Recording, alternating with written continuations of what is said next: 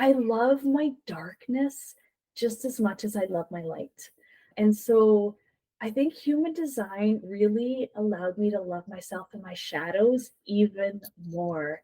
And that is a huge gift to love yourself in places where you've been judged, you judge yourself, you don't think you're enough, and to love yourself in those places. You're listening to Sensitive, Spiritual, and Successful, the podcast where we uncover ways to connect you back to your soul self and get you unstuck so that you can live out your full potential.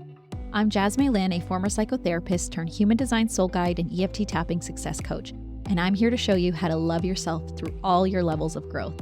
I know you're here because you have an impact you want to make in this world and you have a light to share, and I'm here to guide you through that journey because you deserve soul-aligned success.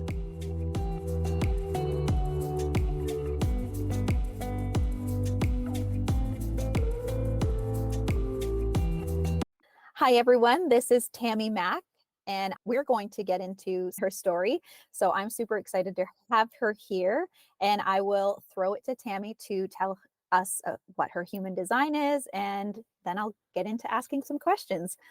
Tammy, thank you for being here. Do you want to introduce yourself with your human design and anything else? Absolutely. First of all, I want to say thank you so much for calling me Tammy Mack. I am a 6'2" splenic projector. And so as a projector, we love to be seen and recognized. And anybody who knows me as Tammy Mack. I'm not Tammy, I'm Tammy Mack. It's just who I am. And so I didn't tell Jazz this at all. So it's beautiful. I love energy. I love energy, and I love how energy speaks. So, when we're connected, we don't have to spell it all out. Our souls know, our energies know. And so I want to thank you so much, first of all, that you recognized that I am Tammy Mack. So yes, I'm a 6'2" splenic projector, left angle cross of the alpha. And so I am 7 centers undefined. I only have 2 centers defined, the spleen and the will, through the gate of surrender. And I have to tell you, that has been the hardest thing to decondition out of all of the human design for me. I know a lot of people talk about undefined centers being where we take in the most conditioning, but I find that the defined centers are who you are. And who you are sometimes is the hardest to create change from, because it's it's your identity, it's who you are, who you think you are anyway. And so that's what I loved about human design was taking those deep dives into who it is you truly are. I love that. Yes, I found that too. I have the defined ego or heart center, and that was like a hard one to start to decondition and really like own it. So you have the 2644 that defines you, right? Yeah. Yeah, so integrity is so important to me, gate 26. And then gate 44 is really connected to smell, but it's also connected to knowing who it is that you resonate with, and knowing and understanding and trusting when it's time to move on from a pattern, whether it's a person, whether it's a pattern, whether it's a situation. So yeah, it's a fun channel for sure. You connect it for me. And actually a couple speakers connect it for me. I have the gate 26 hanging, and it's funny that there's a lot of 44s that complete that for me that I'm working with right now. I'm like, oh, there you go. We got a lot of will energy. All right, let's dive into some questions so we can get to know Tammy Mack a little bit more. So first of all, what's currently lighting you up, or what are you currently working on right now? So as a projector, we love systems. We love systems. I am really working on transforming my own money story. We say that our mess is our message. And as a projector, one of the biggest themes that we are working within is our own sense of self-value and self-worth. And we're seeing huge fluctuations in our money, in our currency, in what it is that we truly value and what it is that we truly think it, or feel is worthy in ourselves and what it is that we want to spend our time on. So right now I am loving working on the back end of my business, creating systems, because I no longer believe that we are here to trade time for money. I believe that that was the Saturn body, but we are in the uh, Uranian bodies, and we are here to celebrate our uniqueness and value and feel a healthy, sustainable sense of self-worth through our individuality, through what makes us unique. And as we move forward, creating businesses, creating as a soulpreneur, I call them the soulpreneur, really creating our own way through what lights us up, what is in alignment with our soul. And so for me, it really is moving away from my self-worth is connected to my net worth, really moving away from you're not worthy unless you're working, and really embracing and embodying a sense of self-worth and self-value that is confident and courageous and creative, and creating a sustainable income and a sustainable life through that. Yes, I think so many people who are listening to this podcast can definitely resonate with wanting to move in that direction, that sustainability of not trading time for money, being able to enjoy life, enjoy the time that you have while still being able to make a living, or, and sustain yourself that way. Because yeah, trading time for money is definitely, it's tough, because then you got to sacrifice something. You don't see your kids, or you don't get to hang out with your friends as much, or whatever it is that you're into, because you are busy working.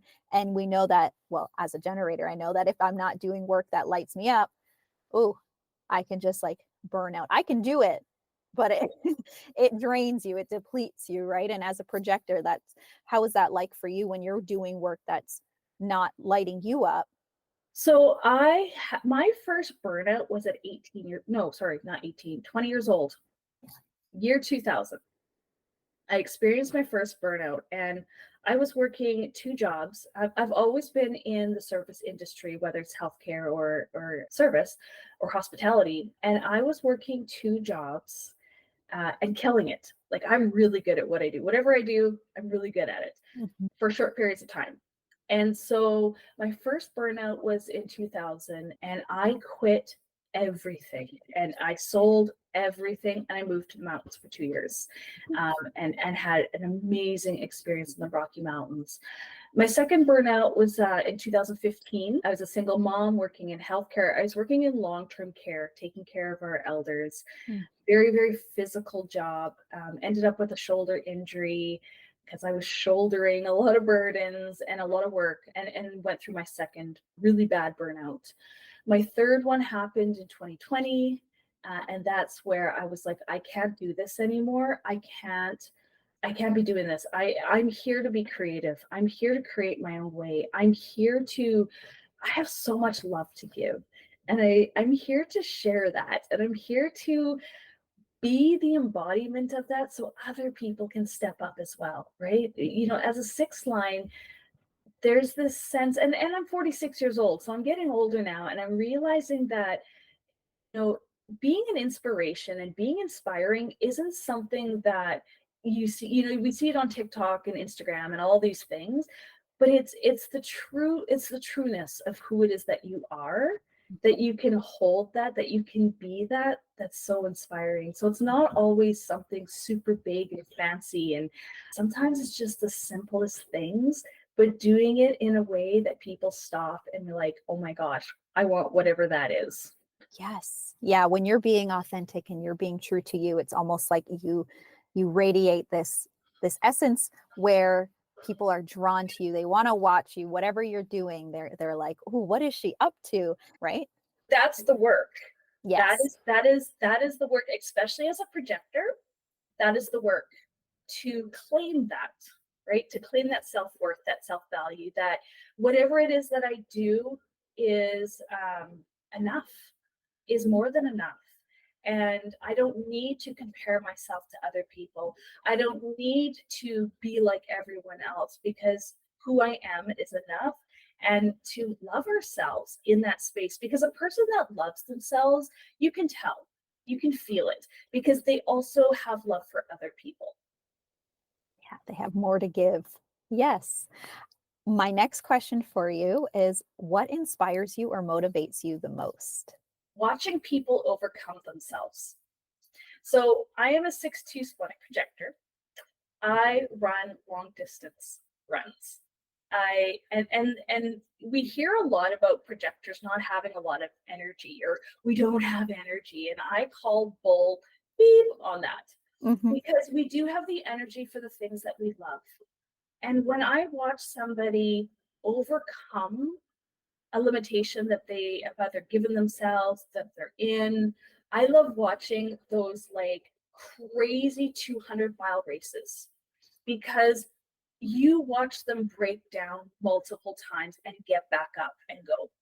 You see them, the drive, the motivation, I worked so hard for this, the perseverance, the momentum. It's just, to me, when I see somebody overcome something in their lives, whether it's a race, whether it's an addiction, whether it's a relationship, when I see that light, I'm gonna cry, but when I see that light go on in their eyes, that, oh my God, maybe I can, maybe I believe in myself enough. Ooh, that motivates me, that moves me, that I feel it in my soul. That's so beautiful. That getting that emotion running through you, it's like that's truly something that means a lot to you and something that's very important to you. So how did you get into human design, or how did human design find you? Oh, so my first love is shamanism. We look back, where was your first, spiritual awakening? And I've always been spiritually aware, but I've had pockets. I've had pockets where I've just, had full body resonance. And I was taking a shamanic initiation through the Munaki, and we were doing the Starkeeper's Rite. And it was during the Starkeeper's Rite, I just felt something in my body. I didn't know what it was. I was not into astrology or anything like that whatsoever. And a week after I did the Starkeeper's Rite, and we're talking about our star brothers and our star sisters, and all of that was so bizarre to me. But it was during the Starkeeper's Rite that human design found me. And when I found human design, it was like an instant knowing. It was a remembering. I already studied the I Ching because I do Qigong, and I've been studying Tao for many, many years. I'm an ordained minister for the Universal Life Church. So having that expanded awareness of belief systems was nothing new for me. I knew the chakra system, obviously. And so, so it was really just putting all of these little pieces together in one system, that I could just look at a chart and I could just feel the underlying current of what the conundrums were, what the pattern, like I could just feel their soul coming through just looking at their chart. And I started meditating more and more on my galactic connection. I'm an Aquarius. And so when I started opening up to the awareness of there's more than just what's here on Earth, that's when I started actually channeling and understanding that, because I never let it go through. I have, because I work in mental health, I have a lot of mental health in my family. I'm always on the walking the middle path of crazy and concise, right? Yeah. I really do. And so when I was receiving channeling and connecting to human design and astrology and, into the Pleiadians and the Arcturians, receiving messages and like compartmentalizing it. So it was a lot, but I truly felt for the first time that, oh my gosh, this is my purpose. As scary as beep. I look like a crazy lady. My son thinks I'm a cult leader. Yeah. But honestly, this feels so true to me. It feels so true to me.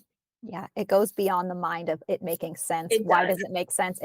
It's that inner knowing. And I was, doing some more podcast interviews with some speakers, and it's the same resonance that everyone was kind of saying. It's like your body knows. And that's what human design really brings us back to, our body. And then so when you are able to see something and connect, in your body just feels this, like it's at home or at peace or whatever it may be feeling. It's like whatever goes on up here, I'm sure you're still thinking, why is this, like, what is this? Why am I into this? But you can't deny what your body is telling you.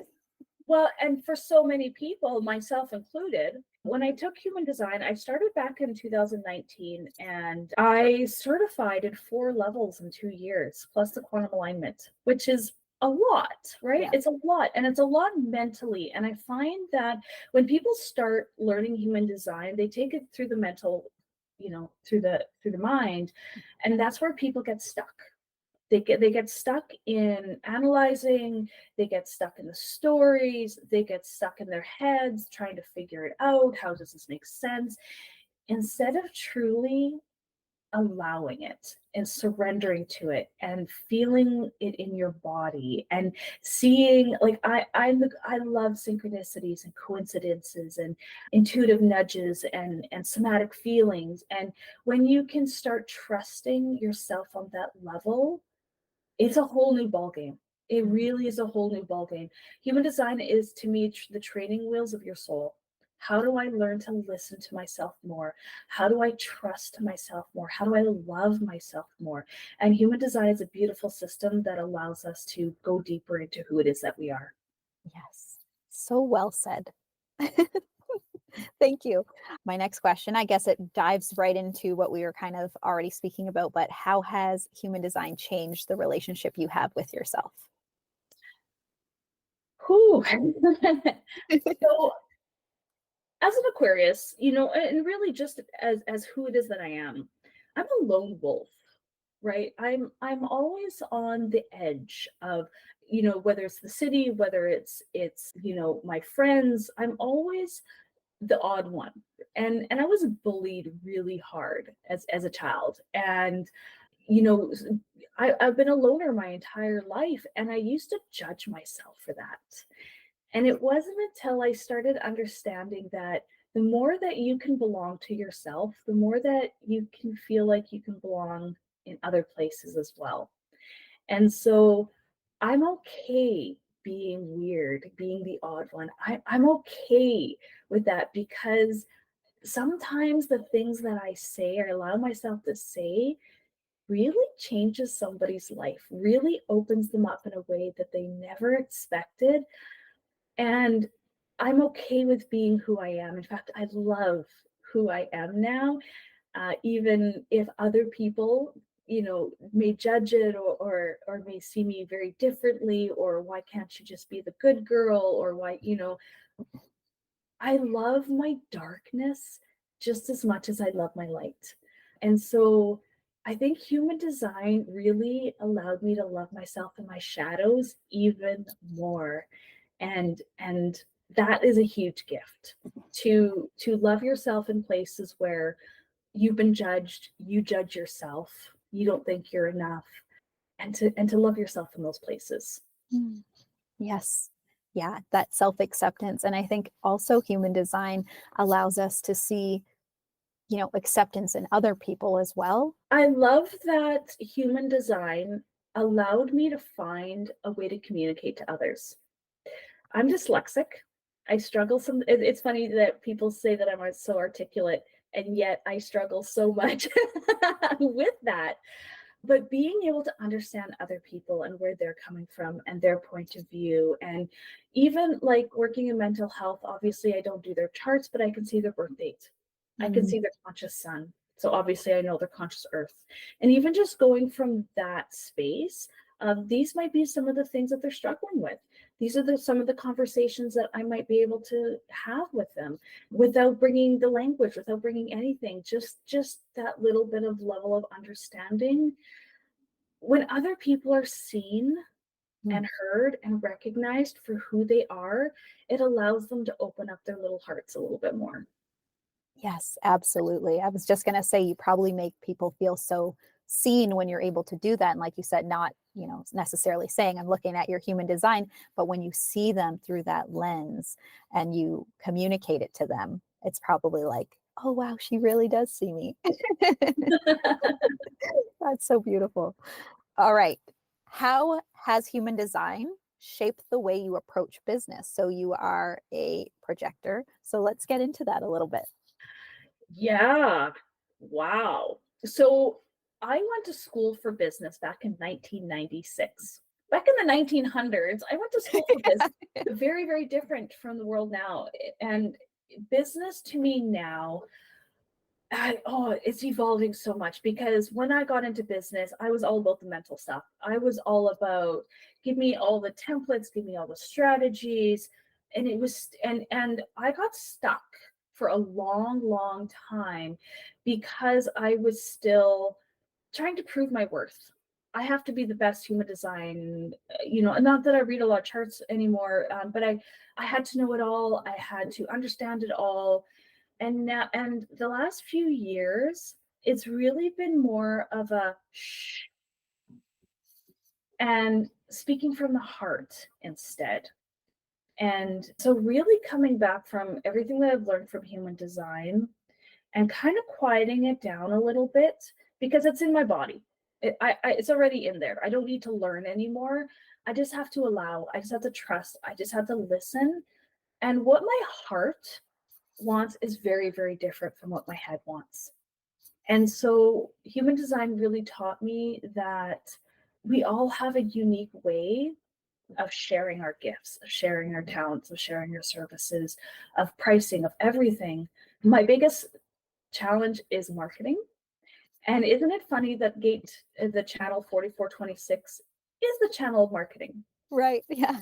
So I'm moving away from teaching human design and gene keys and astrology, and really not pushing myself, um, really working with marketing now, and marketing through the heart, marketing through the chart, marketing through who it is that we are, instead of the trends, instead of what other people are doing, really coming back to the core message, your conundrums in the chart, and what it is that you're, and for myself, it really is 100% self-worth, self-value, and how to offer that in a way that really speaks, resonates on a somatic level, instead of adding more fluff to your stuff because you don't think you're good enough.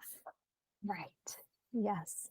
So approaching business a little more, well, with your heart. Mm-hmm. Yeah.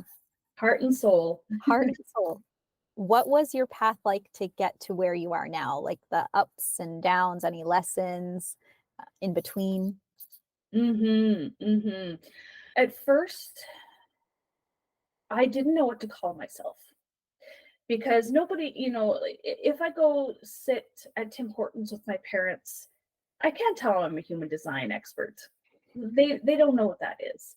And so I really struggled with, and I have an open G center, right? I So was going to say, right? yeah. Yeah. So who do I call like what do I say that I'm doing? And so there was a long time where I even struggled saying that I was a businesswoman, owning that I was a businesswoman, that I was an entrepreneur. So I always said, "Oh, I'm a healthcare worker. I work on psych at the hospital." That felt like, "Oh, I'm somebody," right? Mm-hmm. And then in 2020, I had my gallbladder surgery, and I kind of came back with no identity. And that was kind of an interesting thing. Like, I don't need an identity because my business isn't about me.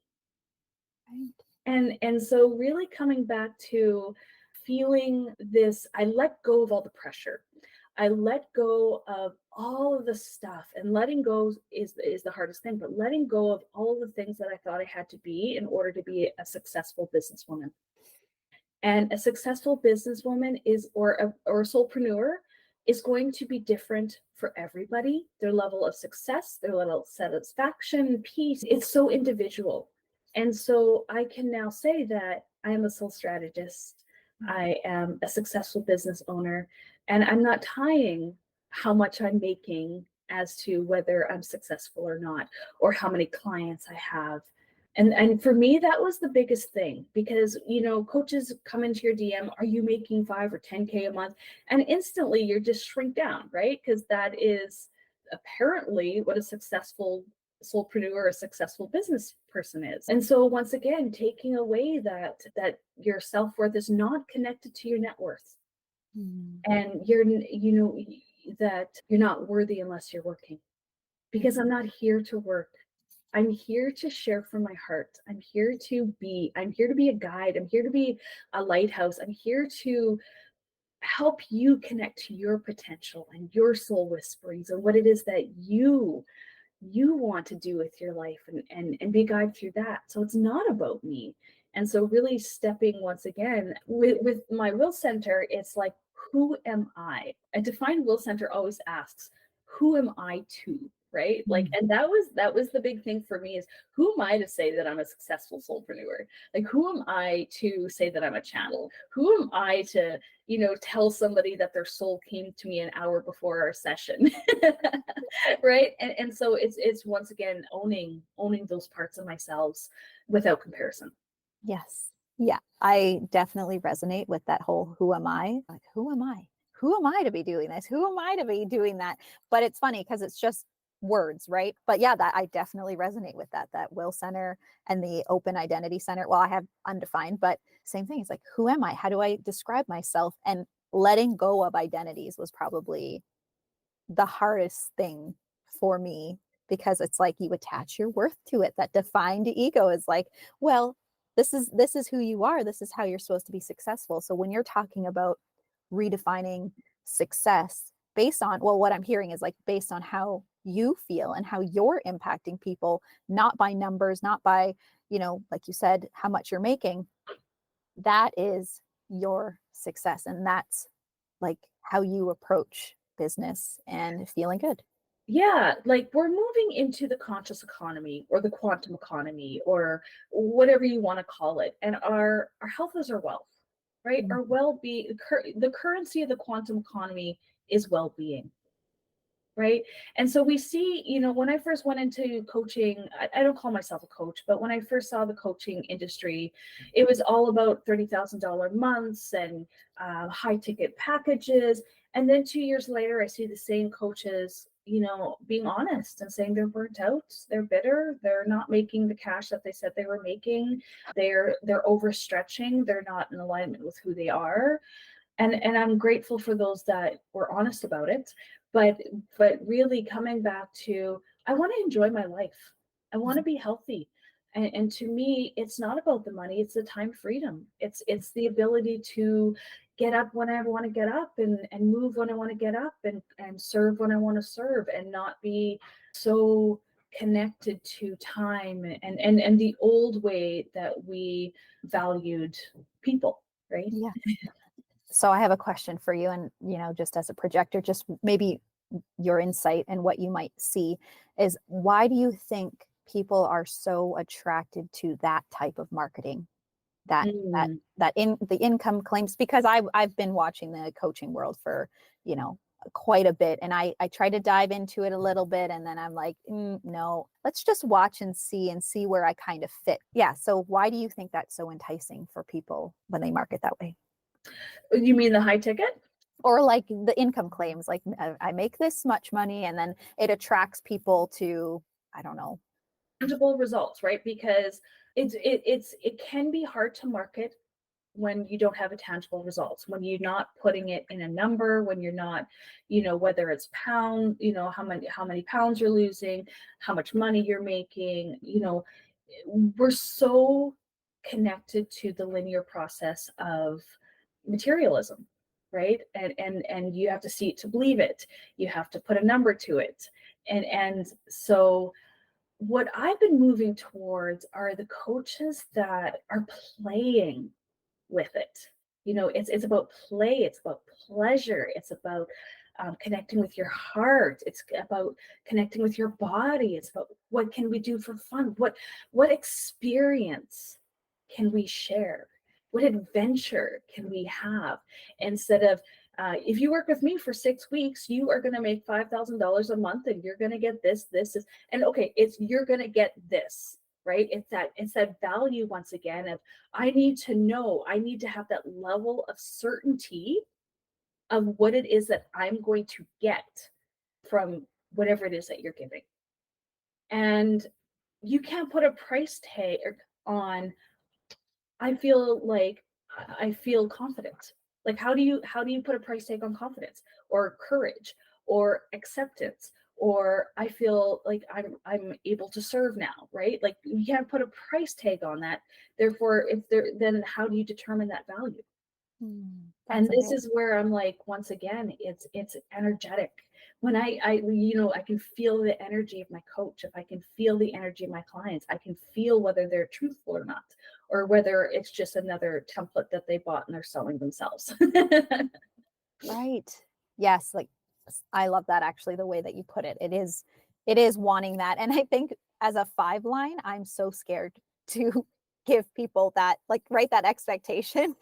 And like, my background as a psychotherapist, right? You're very careful with, what will happen in our time together, because it's not like that. It's not like I'm going to be able to cure you, or I'm going to be able. So I've always been so mindful of that. And maybe that's why I'm always like, people are so intrigued by it. And I'm intrigued by hearing it as well. But you're right. It's because it's like, ooh, what's on that other side? That's on the other side. But it's hard to communicate what inner peace is going to feel like on the other side of working with you, or like what that would look like in someone's life. So I can definitely understand why it's hard to market in that way. But we're learning, right? We're learning because we're moving away from the model of tangible results. We're moving away from the model of saviors. We're moving away from the model of give and receive in that way. Moving away from the model of putting up, like, we're just moving away from that. And it really is, how do I feel after? What can I do now with this new level of understanding and feeling and awareness? Who can I be now? Who am I allowing myself to be now? Now that I've let go of all those things. And so, yes, it can be hard to market a feeling, but that's what we're here for as emerging soulpreneurs. We're here to be the leaders of, this is what embodiment truly is. This is what success feels like to me. This is what satisfaction feels like to you. And maybe those can be our markers of happiness, instead of the new car, the bigger house, you know what I mean? Like, maybe it's who it is that we are, what it is that we feel, what it is that we're spending our money on, that can determine our level of worthiness and our level of value. Yeah. I love the way, like, when you're speaking, I can feel like I feel like I'm activated, and I'm like, oh yes, like everything she's saying is like just hitting me right in the heart. And yeah, so I'm sure other people will be hearing that and being like, yes, that's it. And I think when it comes from the inside first, no one can take that away. That's what I've said that before. It's like the things I'm doing now, before I used to achieve a lot of things that were expected of me, right? But now that I'm achieving things that are just fulfilling for me, it's like no one can take away that level. Like, I lay in bed, that generator satisfaction. When I first read about generators and like loving their work, I'm like, I don't know, that seems pretty, like, how am I going to survive in this world and be able to do that? But now that I'm in it right now, it's like, wow, it's possible to like want to just keep working, go to bed, wake up, and like go at it again, and just really feel that level of satisfaction. And that to me is definitely success. Absolutely. And I mean, probably for the last 30 years, we've been pretty numb as a society. We've been numb in our first 3 and 4 energy centers in our body. And we've been operating so much out of our throat, our ajna, our crown, right? And I always think anything coming from the head is empty.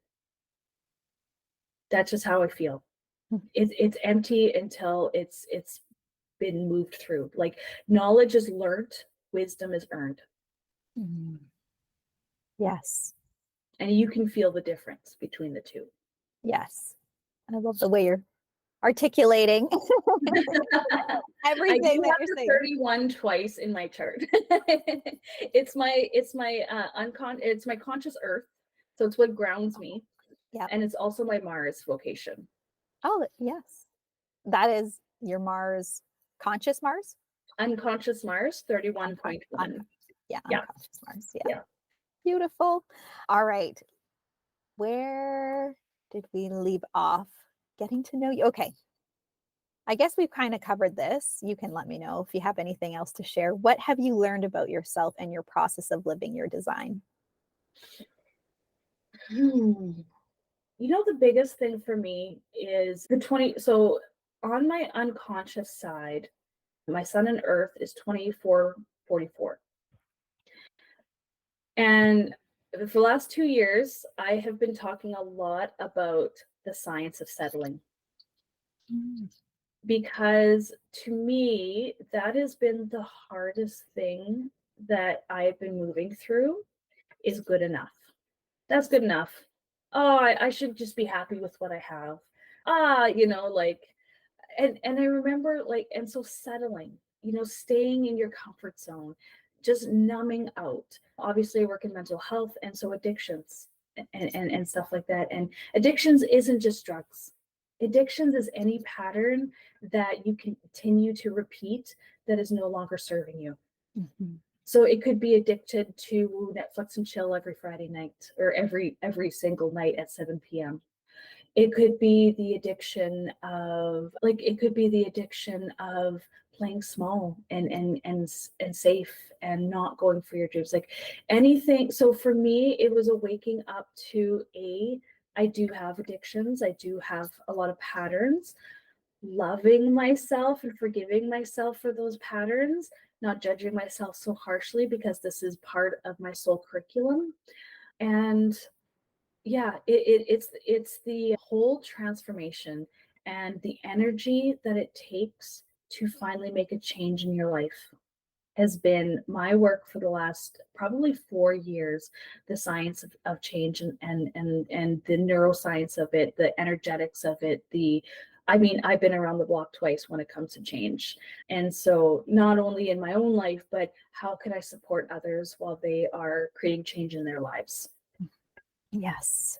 Just hearing you speak, I'm like, yep, that's it, right? Addictions isn't just substances.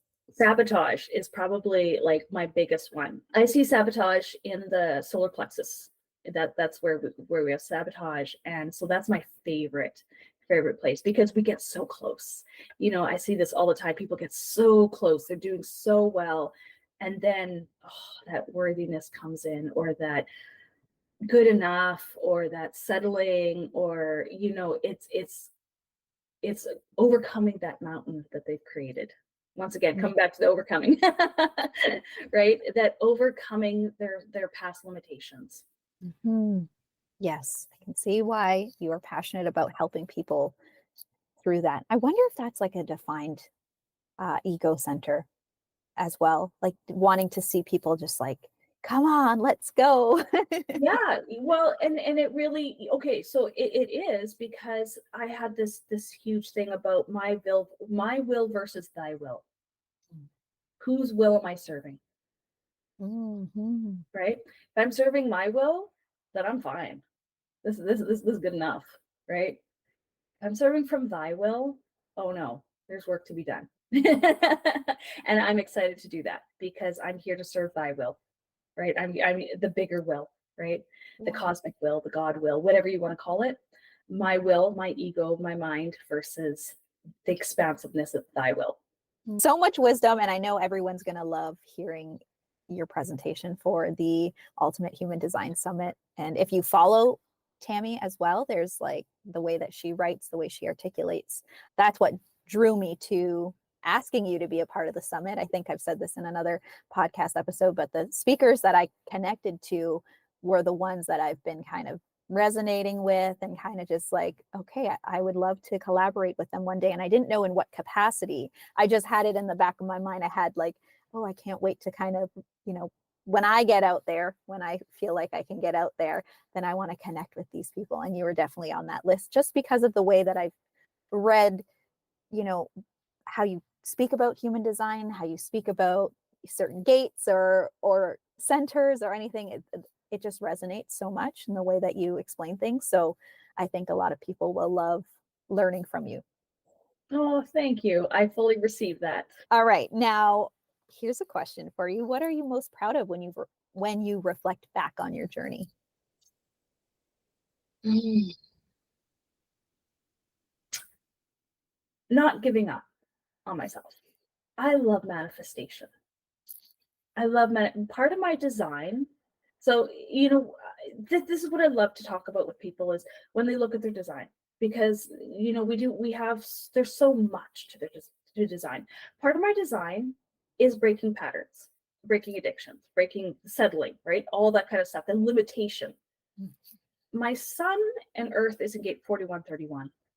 It's all about imagination. It's all about expansion. It's all about what if. It's all about trimming, you know, cutting the fat, obviously, of what no longer serves you, so that you can allow what really is here to serve you. And I love manifestation so much because manifestation is miracles that exceed expectations.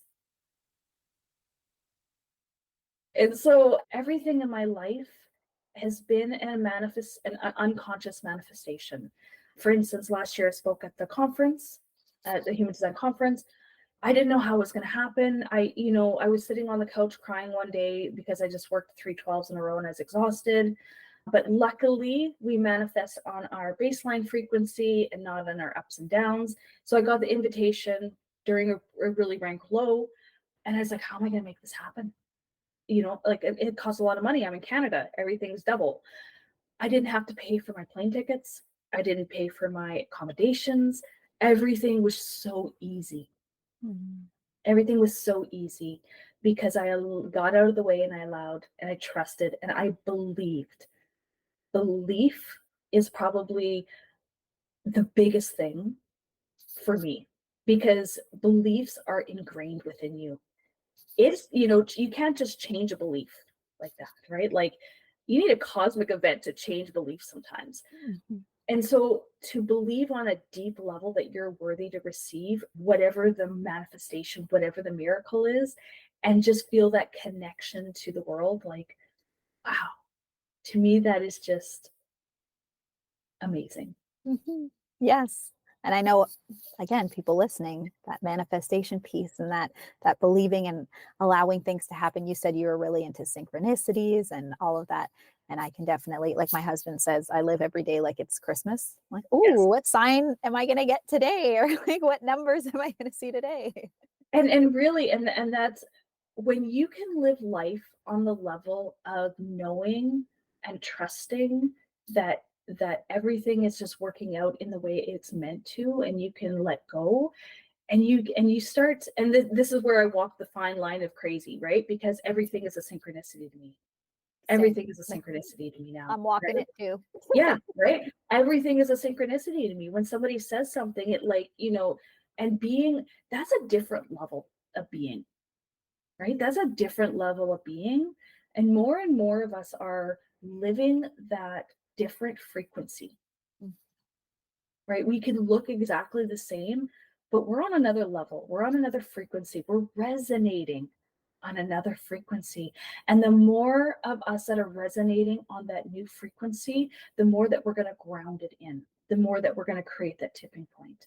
And so it really is this this consciousness, right? Coming back to the consciousness, coming back to connectiveness, coming back to unity and oneness. And what you do for yourself, you're doing for others. And what you're doing for others, you're doing for yourself. And why would I want to compete with you? I want to help you. I want to collaborate. Let's create something together, right? Instead of all of this divide and conquer.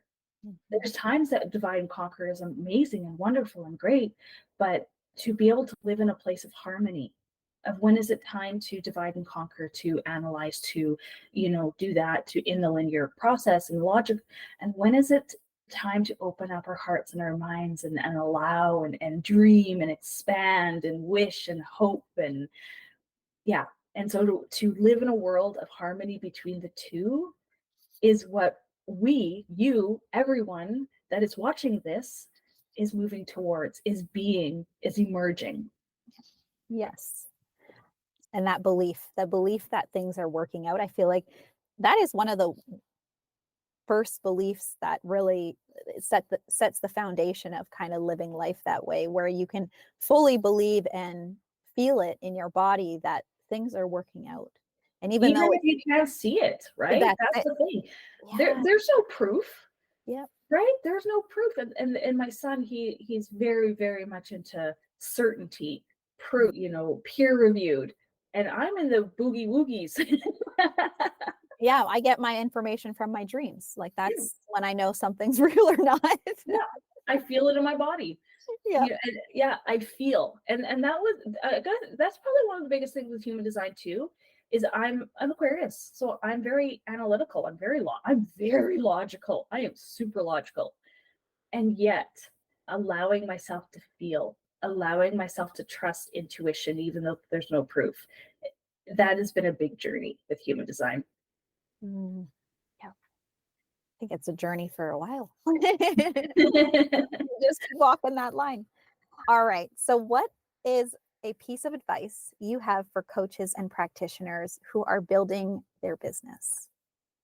Get out of your head, get into your body.